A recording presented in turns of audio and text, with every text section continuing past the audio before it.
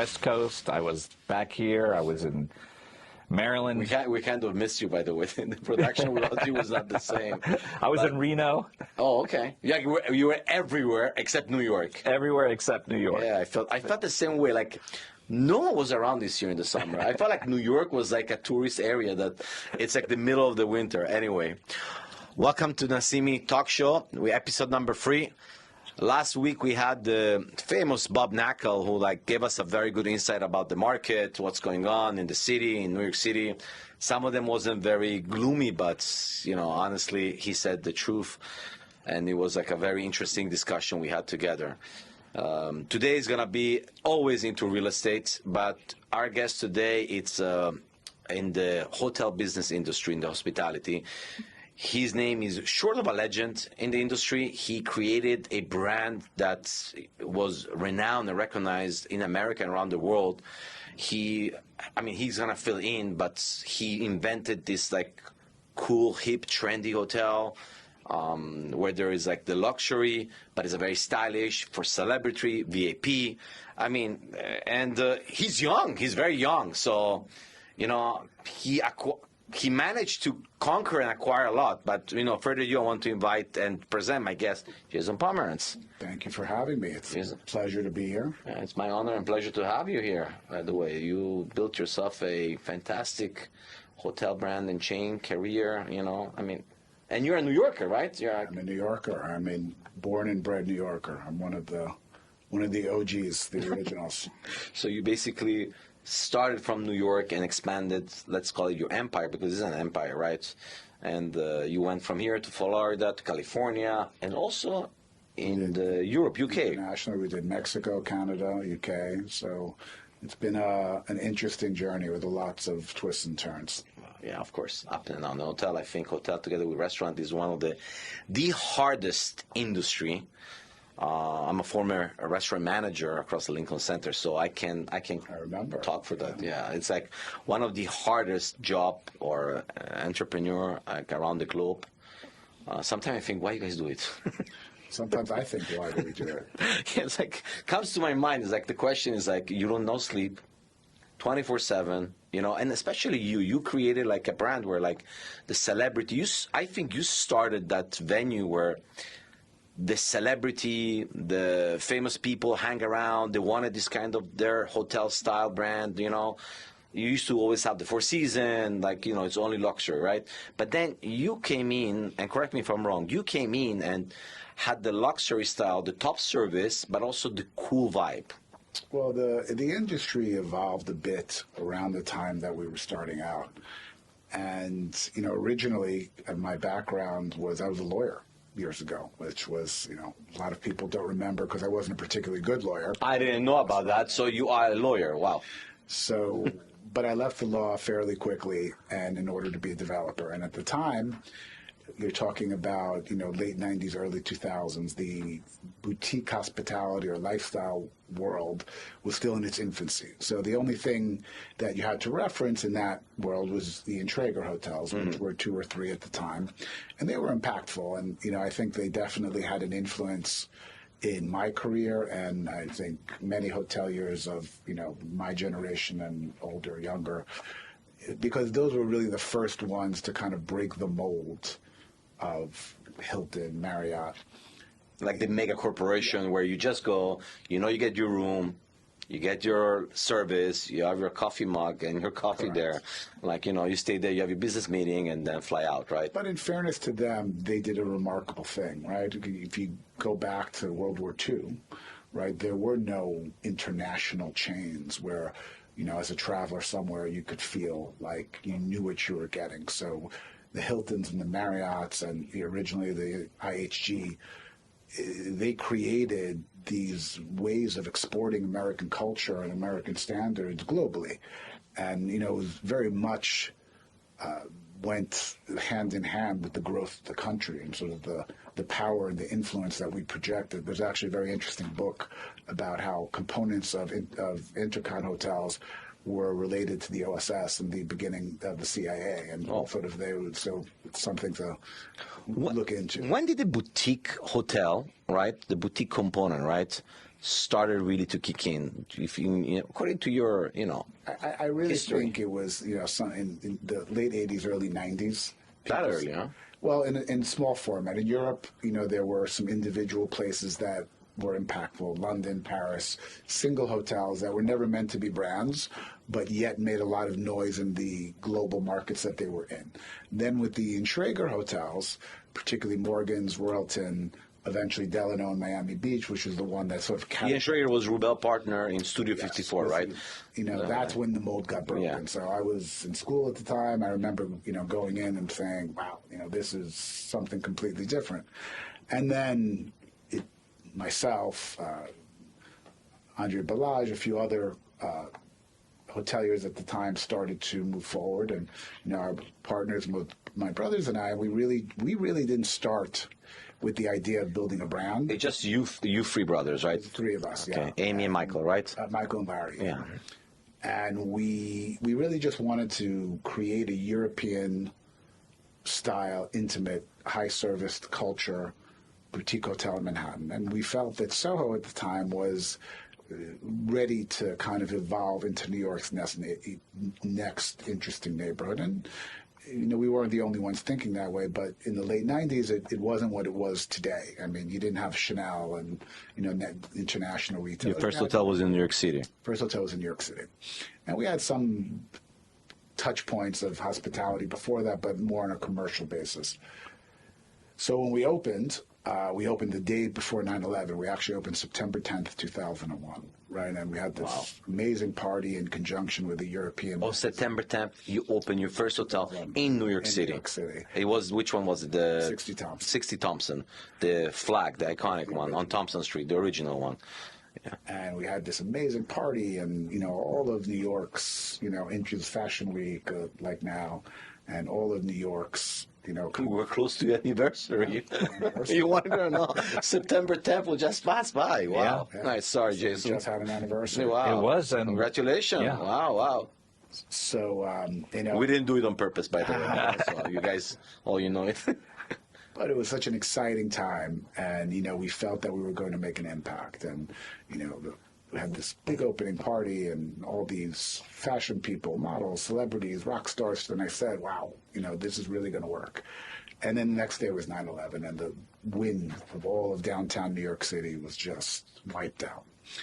And I think that helped forge our fortitude of understanding, how difficult and challenging this was, because there was a long time that, and I think we went through a similar experience during COVID, where people weren't sure that the travel industry was ever going to recuperate, or New York was ever going to recuperate. Yeah, we had the same dramatic impact, much. unfortunate dramatic impact.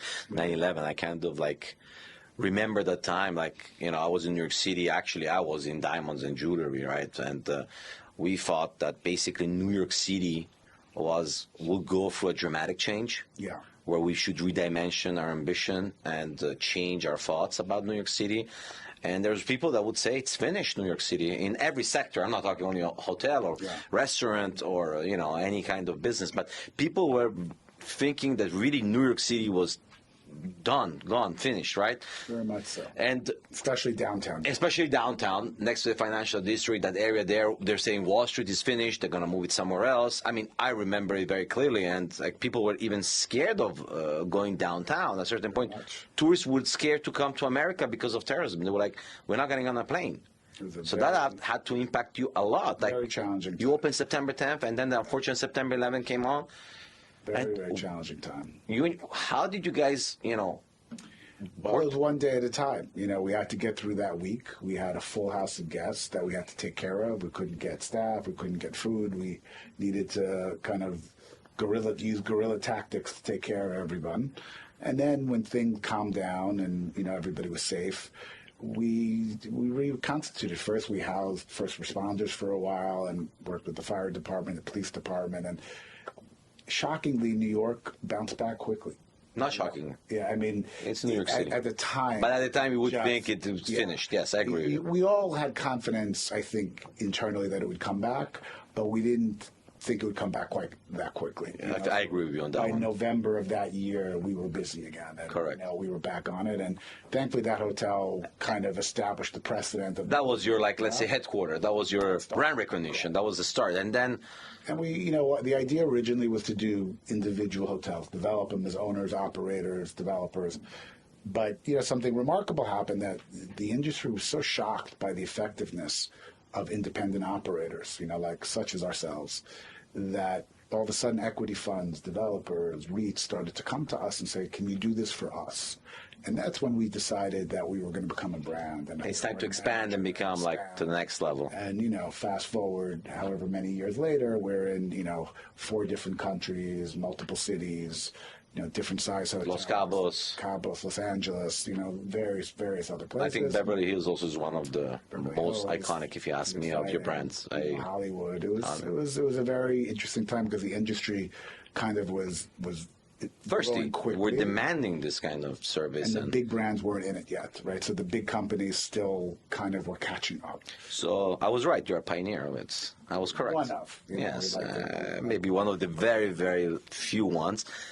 As a little anecdote, I was actually, I don't think you remember it, but I went to London, right? And, you know, and I was saying, the usual hotels are there, you know, and then I said, which hotel should I go? And then I said, you know, oh, I remember, you know, we have family friends with Jason Pomeranc, so he has a hotel, Belgravia Hotel, right? Belgraves, yeah. Yeah, Belgraves, in Belgravia, sorry, Belgraves Hotel. And I went there and I was like astounded by the service, by the restaurant, by the way. They had amazing pasta. Like it was, I don't remember the name of your chef there or the restaurant, but the service. Originally, it was a pretty well-known guy named Mark Hicks, who was a British chef, famous British chef. Yeah, and then we, you know, morphed it. And the service was, you had that American component of service that we're always there for the client, Yeah. 24/7. If I called at 1 a.m., they will pick up the phone right away. Mr. Nassimi, Yeah. what we can do for you? What you like? I don't know, like some food. They said, sure, what do you like? And they passed me on to the restaurant. The restaurant was fully open at 1 a.m. I said, do you close? No, we open 24/7. And it was like, for me, it was like astounding to see this kind of service. It really hit me because not only the hotel was a very, very cool, very nice, elegant hotel, but it was like you felt like you were in a Hollywood movie. Like really like a Hollywood movie. Like I felt like I was all the style, and I think it reflects about you a lot. Well, I think a lot of projects, you know, I try to approach cinematically. Like I sort of start with the white paper, but I'm really seeing a very tight shot, you know, like a movie director that fills in, and employees and the, you know, guests and different components kind of create a story. And I think what is particularly exciting about a project like that is a lot of people didn't see that there, right? That building was originally built in the 90s as a Holiday Inn. It had very low ceilings. It was in an amazing area that, you know, was The top location. the top in location. Belgravia, in yeah, London. of course. In Belgravia, London. But was amazing. a lot of people, you know, more experienced hoteliers than me at the time couldn't see the vision of having it be transformed into that. And for me, that's the most exciting part. You know, I think when with no limitations or with no challenges, it's not that hard to, you know, create magnificence or beauty or you know, experience. It But definitely have takes talent. It takes talent and art to do That's the because fun part. I went to many of your hotels. Like when I go in LA, Beverly Hills, I only stay at the 60, and I'm not saying this out of sponsor. So, Johnny, you should try that hotel. You're gonna love it. Like, Where's it at? The 60 in Beverly Hills. Oh, it's okay. Even the structure. It's so exactly fitting Hollywood. Like Yeah.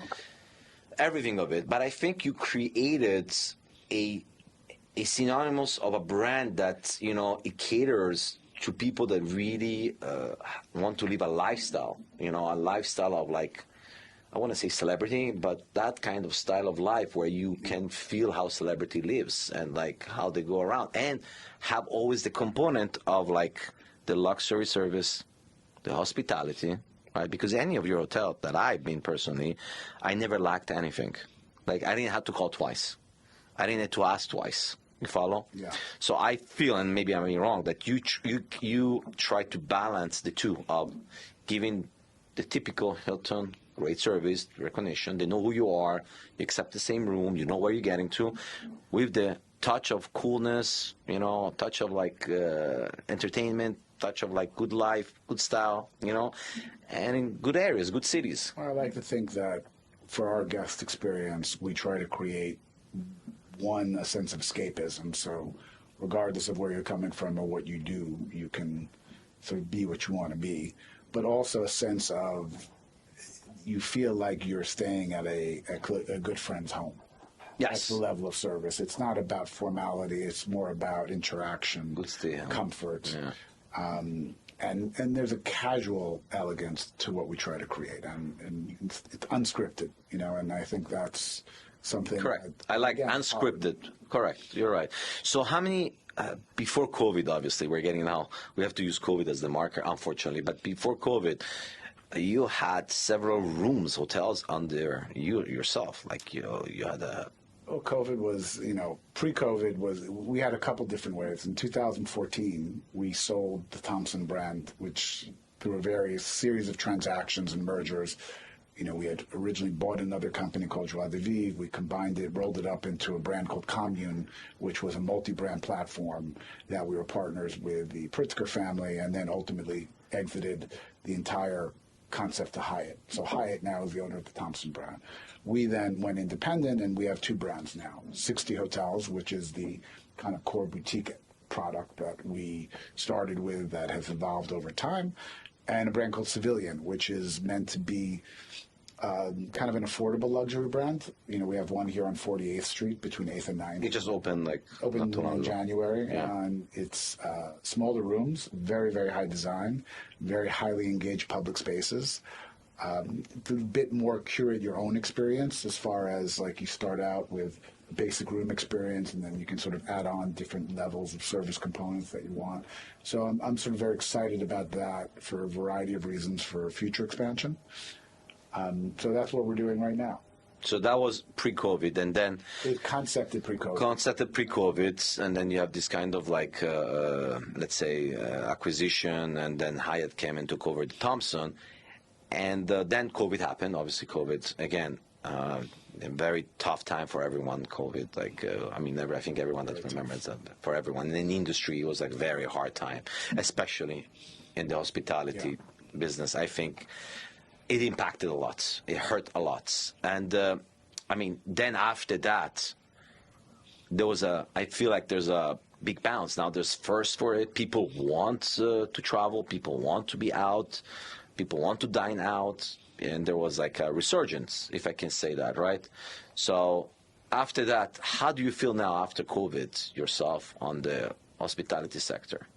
Look, I think it's exciting to see, there was the COVID bounce, right? So post-COVID, where there was almost a, revenge travel and revenge spending. People wanted to start to go out, spend the money, enjoy life. We were closed. Now we don't want to stay closed. There was a sense of living in the moment, and people just wanted to experience. I think, we're leveling out to something a bit more consistent, but still quite strong. I mean, and not just in, I think, travel spend, but entertainment spend in general, right? And as we're going into kind of a unique set of economic circumstances, it's interesting to see you have a little bit of a split between the strength of the business and the strength of the financial underwriting of that business because of some uncertainty in the general economy and high interest rates, and so it's a funny time, right? Because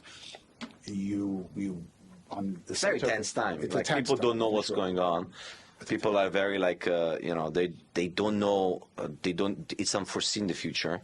Yeah. They're not sure what's going on. The only thing I think people learned during COVID, one thing they learned except from all of this, is that I think life is too short, and you never know what's going to happen tomorrow. Sure. And I think it's great that, I'm going at the restaurants, from the various Avra, Casa Cipriani, Zero Bond, they're all full. Like they're all full, and there's a lot of reservation, a lot of same faces, a lot of walking. I see actually the locals when I say the New Yorkers, right? The locals actually are out and they want to be out. So it's a good, because we used to be depending a lot on tourism. Now the currency with Europe, our currency trading is, doesn't favor them, actually favors us, American, to go in Europe. That's why the month of July, August, I think Europe had maybe the best in decades in sense of revenues, right? But I see a lot of New Yorkers face, like I see people in the restaurants are the people I recognize, versus in the past, I would recognize maybe a good 30% of them, and then 70% I wouldn't recognize because they might be tourists, they might be out of town, they might be, fashion week, just South Fashion Week. So I think that dynamic change, and I think that's healthy actually, because we depend maybe more into New Yorkers rather than actually the foreigners only, the tourism? Yeah, look, I think we're still a city that expects, I think something like last year was an insane number, like a $65 million person, outside New York visitor I heard that. estimate, right? Which is mind-boggling for a city. So, we certainly depend on tourists, but I think the locals provide the base. Right, and they provide. And that's what I'm saying. Why it increased the base. The base. We increased the base. And and I think psychologically, the entertainment dollar is seemingly the last dollar that will be pulled back. I mean, there's other contractions that people will make in their lifestyle spending, but I think travel experience in general and entertainment, food, beverage, hospitality is the one the least that they want to give up. And I think that's a different psychology than it was maybe pre-COVID. That's what I'm trying to get at, because I feel like prior to COVID, we took it for granted.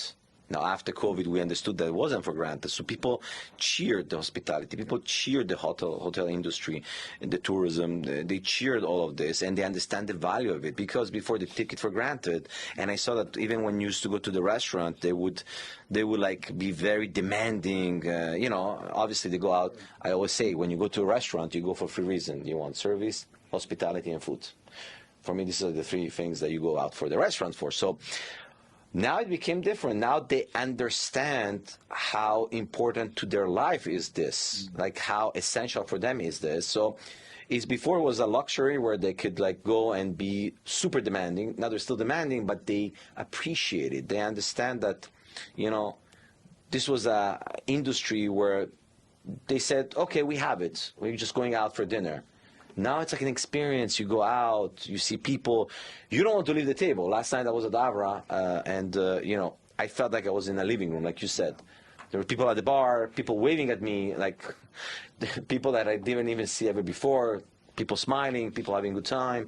The bar non-stop until 11 p.m. at night. The restaurant having the first seating, the second seating. Obviously, I wouldn't say post-theater because we're not in a theater location, but finally it's coming to I think even stronger than before, and I like to see that, and to tag into the hotel. I think obviously hotel and restaurants go together, they're hand to hand, right? So I feel that by going that way, the approach that you always had has become more and more dramatic, more and more important to the industry. I mean, it's a mix of hotels, but your segments became very, very essential. It is, and I think there are newcomers in. It's crazy I say essential, because it's not essential in the sense you can't live without it, but people now made it an essence for themselves. It's new experience is very important for people, right? And I think, at least on the hotel side, there are a lot of brands and individual developers trying to get into that marketplace at different price points. And, there's room for more, right? Because particularly most of the new product is upper market, luxury. But it's not the same economics as it was, years ago, right? And real estate values are much higher. So pricing has to be much higher. And so for the consumer, it's great because there's a lot of variety. For the operator and developer, it's more challenging, I think, than it's ever been. It's like a little bit tougher right now, right? To work the financing, right? It's not just that. It's remember, hotels are not like any other class of real estate, right? They're basically like candy stores. I mean, we start from zero in everything every day, except the only difference is it's not some lease we can walk away from. It's, millions of dollars of debt, of equity, of, capital investment, of, hundreds of employees. Time, energy, money, everything takes marketing, years, branding, everything. Years. So from soup to nuts. Very volatile and very, challenging space. I think it's the most challenging space, I think, in general as a real estate class. I think you're having challenging moments right now in other classes because of certain market conditions that are unprecedented. But historically, hotels have always been kind of the most skill-laden, sector of real estate to kind of be involved in as owners, operators, lenders, and, and kind of understand. You guys never sleep. You're always there on the call? On 24 hours. Satisfying the client, making sure it's happy. It's not an easy job. Correct. There's no 20-year leases. No. Rooms. So, though actually some hotels do have that now, but it's, a different asset class. We have to see these ones. This is a question that I, always wanted to ask you. Obviously, you're a family business. You guys started from scratch. It's kind of like remarkable what you guys put together. Should you start again? Yeah. Would you do it differently, and how, Jason? This is a very personal question. Look, hindsight's 20/20, and every project is different, right? Not everyone is a home run. Some are doubles, some are triples, some are catching lightning in a bottle that you didn't expect, right? And I think in that way, I don't think we do anything different. I think that you learn from your mistakes more than you learn from your successes, right? So I think that has really contributed to where we are today, and I think where we're going to go in the future. So I'm not sure we would change anything in the macro. I think there are projects I'd like to go back to and kind of redo based on what I know now and see them rebirthed. But that's just, sort of part of your career. And I think the challenging thing as a hotel operator and a brand creator is knowing where the line is between satisfying all the stakeholders, albeit financial, creative, and kind of running that balancing act, right? And because you want to make sure the brand has integrity, you want to make sure that the artistic vision has integrity, but you also want to make sure you have a operating successful business, right? And functional and things don't, there's a give and take in those things, right? And sometimes you err on one side versus the other, and that's part of the subjective judgment that makes it, a business. Now, let's say we saw the rebirth of Florida, Miami especially, and I think COVID gave a boost to Florida, right? That market there, in sense of hospitality and tourism, I think restaurants right now are doing great in Florida. I'm sure they're going to have another long run on it, and all the nightlife venues are doing also, I think they're doing fantastic. Do you look to expand in Miami or in Florida, or you're staying put mainly in New York right now and keeping your other assets? Well, I think we're always looking at growth opportunities, whatever market it may be in. I mean, we're very familiar with South Florida. We've done multiple projects over the years there. I spend a lot of time personally there.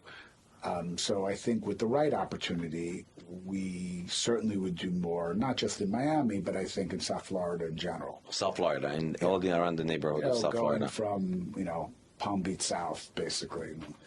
And I think what COVID did was establish South Florida with a degree of permanence that insulates it from the traditional cycles that it has gone through in the past. And not to say that there won't be ups and downs a bit, because there's always a bit of overexpansion here and there, but it sort of had created a degree of permanence with the type of investment, the type of relocation, the type of product that was created. That's not going to go away, right? And particularly beachfront assets or water-related assets, because it's the leisure. It's established itself as the leisure capital of America. More so than Las Vegas, because it's less transient. People, simply want to be there, and I think that's a great thing for the U.S. It's a great thing for Florida as a state.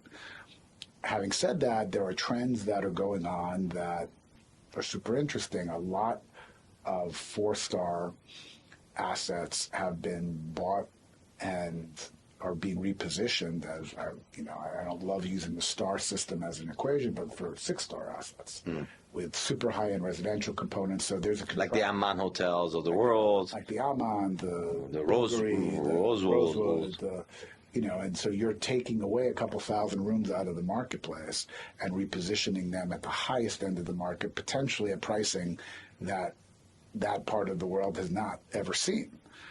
And increasing the RevPAR to dramatic percentage. Dramatically, and taking away a certain amount of product for a different type of traveler that, is a, consistent Miami visitor. So where that all ends up, and I think what happens is some of the four-star product increases the value of product across the street and off the beach. So some of the off-beach hotels that struggled for many years to try to compete will go up in rate in order to kind of fill that gap. But finalizing where the super luxury price point is in Miami will be an interesting thing, because I don't think it's going to be as high as it was in the last 2 years. I don't think that's realistic. I think it got this boom going on, right? Yeah. But I think it's going to slow down a little bit, obviously. But it doesn't mean it won't be super high. Right? No. I agree. Usually they tend to increase the prices, and then when they get to that level there, when a little bit start to slow down the market. Usually that's the marker. But one thing is, like, I see in New York, it's finally, I felt it this September. September is a great month for New York. I always love it, between Fashion Week, UN Week coming up. And there's always a lot of movement, and it's always great to see it. And I feel like finally, maybe I'm romantic, but New York is getting a little bit back together. I feel people are coming back. Not saying full force, but I think people miss New York. Traveler, the world misses New York, and you're definitely seeing that presence. But I don't think we should allow that to mask some fundamental issues that are still here from COVID. We have a big homeless problem. We have now a new migrants problem that's draining the city's resources tremendously. Crime is, or at least petty. We could have like 6 hours of talk about right now, all these issues here, and lifestyle crime, still high. Crime is the first one that I will tackle right now and talk to you very clearly. I know the mayor and the governor job is not easy, but to be very honest and fair, it can go on like that, especially in New York City. I mean, families are scared to come to New York City right now. I mean, they wouldn't feel relaxed to be in the city with this high-time crime. Well, look, we're experiencing similar issues that several major cities are right now: Chicago, San Francisco, Los Angeles. The difference in New York is we're not as residents, we're not as attuned to it, because unlike those cities, we're a pedestrian city, right? So the people take over the city. We walk through every day. There's, walk through the streets today, and there's hundreds of thousands of people everywhere. You may not quite notice, some of the homeless. They get meshed, They get in meshed between. Right, it doesn't make the news like it would do in Chicago and the other metropolis. Downtown, Yes, correct. And other places. Yeah. But it doesn't mean it's not important, right? Correct. It doesn't mean that we don't have major structural concerns that need to be addressed over the next 3 to 5 years, that in order to keep this type of growth, right? And I think the back to I'm a bit perplexed by the back to office issues. It's a U.S. In what sense? In what sense? I'm Give me your perspective on that one, because then I'm gonna jump on it myself. Well, first I'm have my perplexed big that thoughts. there's still a large percentage of workers that are being allowed to work from home. You know what? I am with you on that point, Jay. I'm very on you with that point. And Johnny, you travel the world, you're never around, but Yeah. having you here today, it's magnificent. It's like beautiful to see you. I feel loved. But more important than that, as a young lawyer, creative, architect, whatever it may be, you can't advance your career sitting at home on your computer. Now, I agree with you on that point there, 101%. What's the issue is the problem is, and I'm not saying like you're like a little child at school and that's you justify it. The problem we have here, the core is that people were home for maybe years COVID, right? 2 years for sure, we were half home, or maybe 80% you have to stay home. Now, all of a sudden, you come out and you start to say, no, don't come back in the office. Don't worry about it. Take it easy, right? It's dangerous. And then now you expect people to come back when they're home at their leisure, and relax. And, I agree with you. The energy, the exchange of brain, the talk, you have to be next to each other. Office is essential. Office, I can't work from home. Forget about why I can't work home. It's very hard because, also kids and everything. But the hardcore of it is like, office is where you have to be. Now, one thing that it fixed, I think there used to be a lot of like office spaces, many square feet that might be too obsolete nowadays. So I think that changed a little bit. Now people want smaller boxes, right? They don't need more the 5,000 square feet or maybe the 4,000, although we saw a lot of big leases lately, right? But I feel that many landlords are getting their office spaces and chopping them up, getting ready for, smaller tenants. And ultimately will help also on our real estate because the price per square feet will increase because once you rent smaller boxes, you get a higher per square feet. That will also help. But I'm with you on it. And I can't start to point fingers and blame whoever to blame. But that was a very bad thing that we put and instill in people that, office, you don't need to be in the office. That's the core value of business. I think there's a snapback to every extreme situation, right? So big companies will use this as an excuse now during difficult economic times to lay off people. Correct. Right? So yeah. Instead of saying or else, they'll just say, okay, your job is redundant. And then the eager, ambitious workers who want to come in will, replace them. And perhaps, though, a positive from a lifestyle fresh blood will come into the work. Is you'll have more efficient office space, and also, the idea of a slightly more flexible work week is maybe a good thing, where, we go to a 4-day real office week versus a 5-day, and, one day like in Italy. Like that our lifestyle or France too, yeah. becomes a bit more pleasant, so that someone kind of has more longevity in his career and is not just necessarily burning out too early. I don't think that's a bad thing. But So you're a fan, let's say, or not a supporter, you're a fan, or you're twinkling your eye towards 4 days a week? Yeah, I'm not sure that 4-day week is truly a 4-day, meaning a 3-day weekend, but I think it's a flex day. I think that's a work from home day. That's a let's do conference calls, let's work on some things and take a moment. And I don't think that's necessarily also the phone. I think the phone, the new phones that we have, the iPhones and all the technology we have helped us also to work, let's say, from the street. For example, sometimes I'm in the office all day long, right? And I'll have appointments, meeting, or showings outside, right? I'm in the office, I decide to go and get a coffee. And it's such a beautiful day like this. With my earplugs, make phone calls from my cell phone. I get more ideas, I get more thoughts, and I keep doing my business. So I think it's also changed us a little bit in a nice way, in a good way, because back then you had the office spaces, you had the 20,000 square feet office. You had to stay in the office and you had to sit down even if you weren't productive. So there's a give and take. I think there's a balance to it.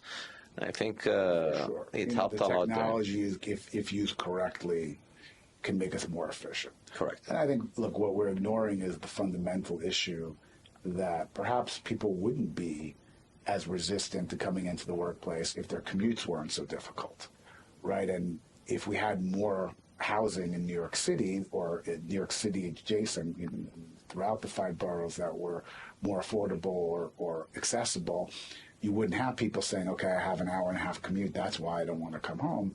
And that's a fundamental issue of zoning, and there's a whole other discussion on rent laws and different issues of why there's such a housing shortage in New York City. That's going to be another 4 episodes. Yeah, that's a whole other thing. But again, I think this is why our city government, state government needs to look at a 10-year plan, of where we're going to be in an ideal place, not putting Band-Aids on gunshot wounds. And and I hope that some of them will, and it's hard. If it was easy, anybody would do it. But Yeah, of course.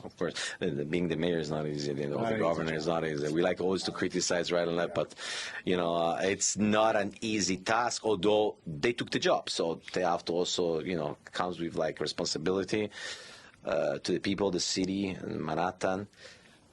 I say a question for you. What is the future for Pomeranc? Wow. What does it look like? Can I ask this question, or I have to go off the record on this? Well, it's not.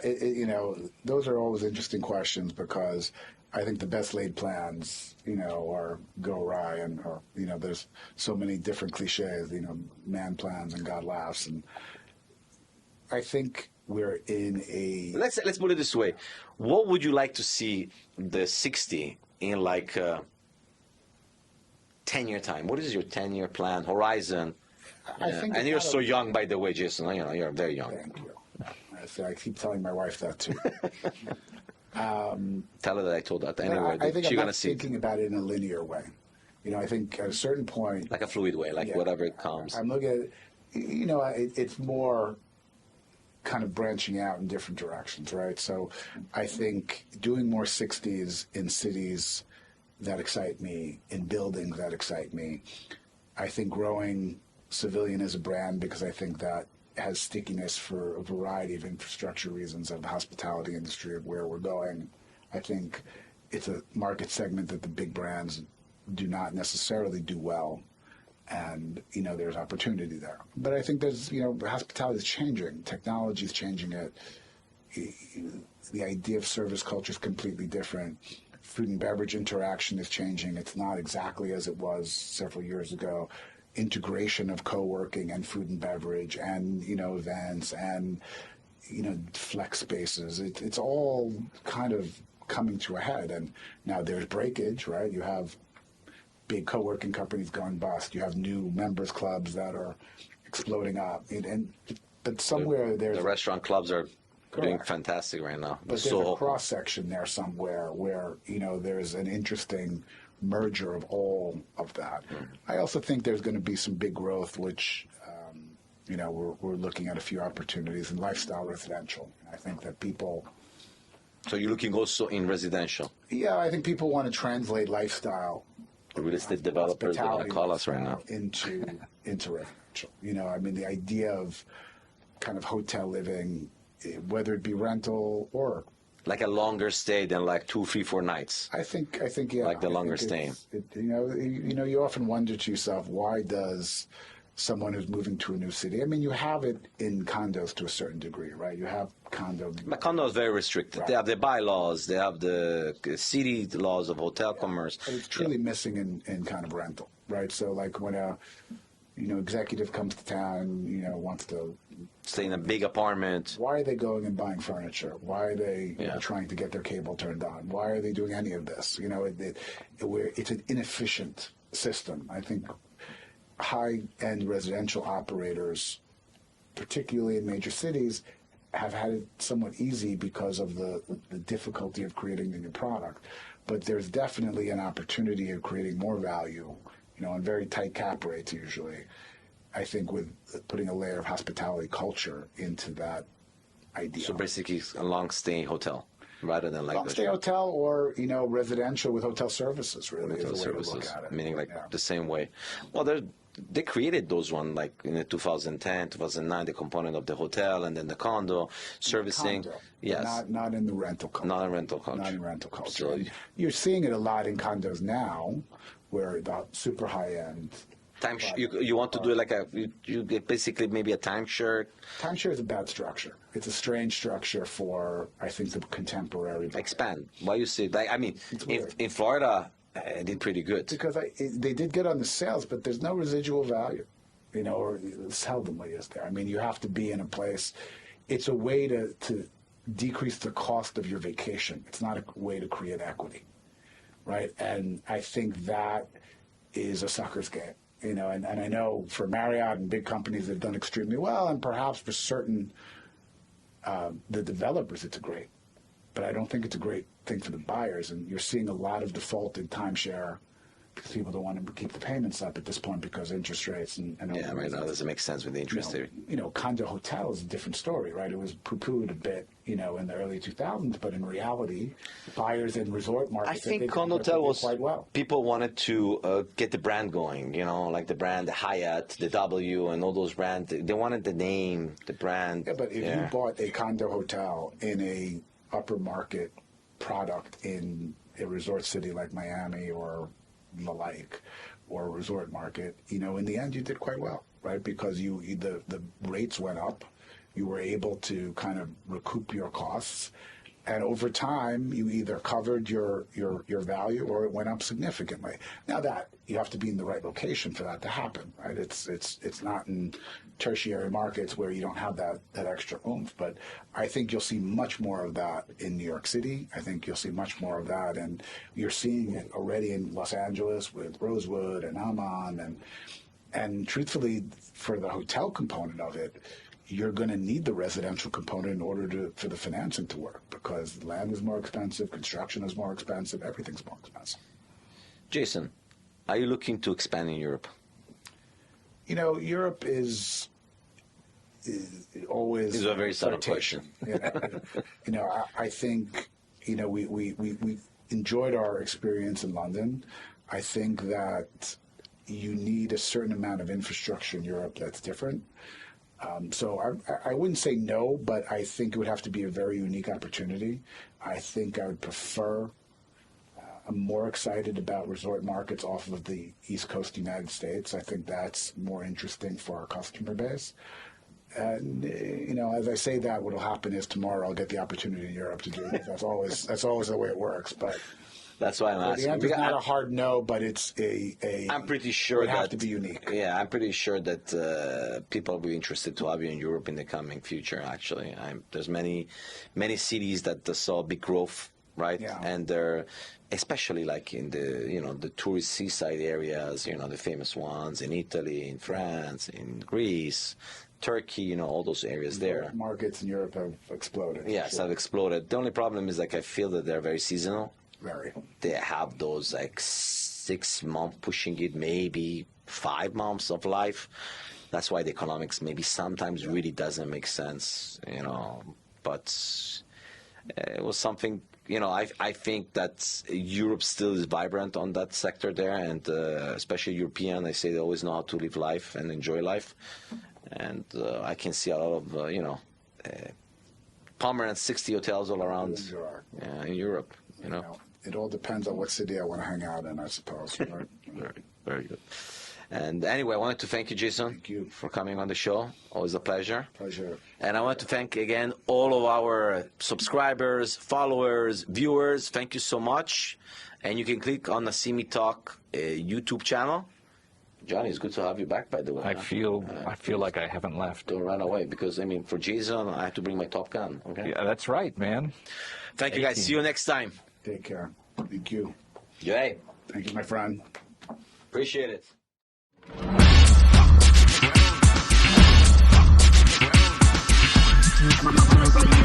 you.